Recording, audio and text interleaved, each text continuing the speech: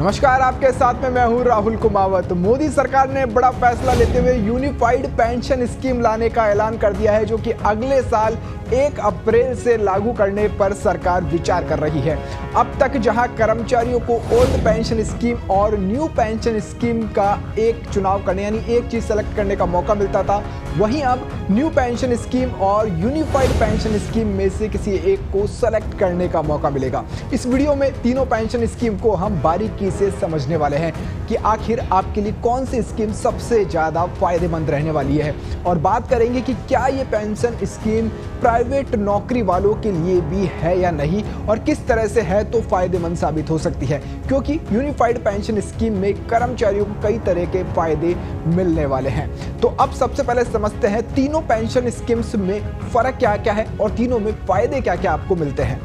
चलिए अब बात करते हैं ज्यादा फायदा आपको किसमें मिलने वाला है। अब देखिए, स्कीम है, ओपीएस स्कीम है, एनपीएस स्कीम है और यूपीएस स्कीम है। ये तीनों स्कीम आपके सामने है और ये तीनों के बेनिफिट्स भी आपके सामने, इनका कंपैरिजन हम करने वाले हैं। सबसे पहले बात कर्मचारी का योगदान, जो कि आपकी सैलरी में से कटता है, उसकी करते हैं। तो ओपीएस में आपका कुछ भी नहीं कटता था, जो कि कर्मचारियों को सबसे अच्छी स्कीम यही लगती थी, क्योंकि इसके अंदर सरकारी वित्त पोषित होता था, इसमें सरकार का ही पूरा योगदान रहता था, आप लोगों को कुछ भी नहीं देना होता था। लेकिन जब न्यू पेंशन स्कीम सरकार लेकर आई थी, जिसका विरोध झेलना पड़ रहा है सरकार को अभी तक, उसमें मूल वेतन और डीए का 10% कर्मचारी की सैलरी में से काटा जाता था।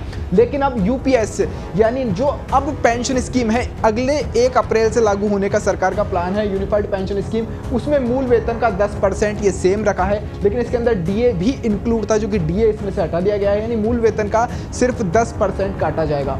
अब सरकार के योगदान की हम बात करते हैं, तो ओल्ड पेंशन स्कीम में सरकार का योगदान एक तरह से तो नहीं था, लेकिन क्योंकि सरकारी वित्त पोषित थी, सरकार योगदान नहीं लेती थी, लेकिन सरकारी पैसे के बतौर ये सब कुछ चलता था।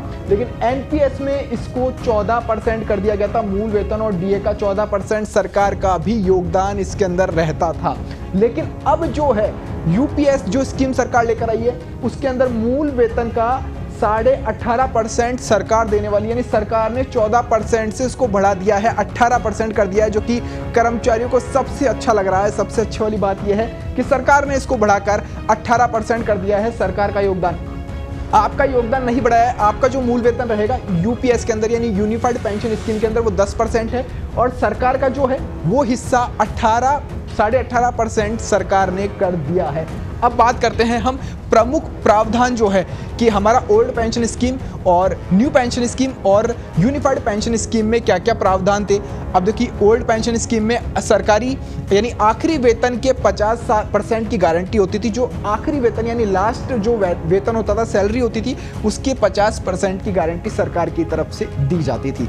अब क्या है, इसके अंदर जो न्यू पेंशन स्कीम है, उसमें रिटायरमेंट पर 60% विड्रॉल की फैसिलिटी थी, जिसका भी विरोध हो रहा था कि भैया पेंशन हमारी कट रही है कर्मचारियों की, और 60% विड्रॉल रिटायरमेंट के टाइम पर मिल रहा है। तो रिटायरमेंट पे 60% का विड्रॉल था, खासकर इसका भी ज़्यादा विरोध हो रहा था। और लेकिन अब यूनिफाइड पेंशन स्कीम जो सरकार लेकर आई है, नई स्कीम है, उसमें 25 साल के बाद में मूल वेतन का 50% यानी मूल जो वेतन है उसका 50% आप निकाल सकते हैं। न्यूनतम 1000 रुपये की पेंशन, यानी किसी ने 10 साल नौकरी कर ली है भैया, तो 10,000 रुपये की आपकी पेंशन यहाँ पर फिक्स होने वाली है। 10,000 है, 10,000 की पेंशन आपको यहाँ पर मिलने वाली है। तो ये तीनों स्कीम्स आपने समझ ली है कि ओपीएस, एनपीएस और यूपीएस किस तरह से काम कर रही है। कर्मचारी का योगदान, सरकार का योगदान मैंने आपको बता दिया है। तो अब आप कमेंट बॉक्स में इतना जरूर बताइएगा कि आपको कौन सी स्कीम ज़्यादा फायदेमंद नज़र आ रही है, कि भैया ये वाली स्कीम तो कर्मचारियों के लिए फायदेमंद है। और अब आपको जहाँ पहले ओपीएस और एनपीएस में सेलेक्ट करने का मौका मिलता था कि इन 2 स्कीम्स में से आप एक का एक सेलेक्ट कर सकते हैं, अपनी पेंशन किस स्कीम के तहत आप लेना चाहते हैं, कटवाना चाहते हैं। अब लेकिन ओपीएस को हटा दिया जाएगा आने वाले समय में, और एनपीएस और यूपीएस यानी यूनिफाइड पेंशन स्कीम और न्यू पेंशन स्कीम ही सरकार रख सकती है। ये 2 आपको सेलेक्ट करने का ऑप्शन वहां पर मिलने वाला है। आई होप आप वीडियो कंप्लीट समझ गए होंगे। फिर भी कुछ छूट गया है तो अगले वीडियो में हम जल्द ही आपको बताने वाले हैं, लेकिन कमेंट में आप जरूर बताना कि आपको कौन सी पेंशन स्कीम अच्छी लग रही है। अब बात करते हैं यूनिफाइड पेंशन स्कीम का फायदा किन को मिलने वाला है। ये स्कीम फिलहाल अभी केंद्रीय सरकारी कर्मचारी जो कि मोदी सरकार के अंडर में आते हैं उनको मिलने वाला है। अगर राज्य सरकारें चाहे तो इसे लागू कर सकती है।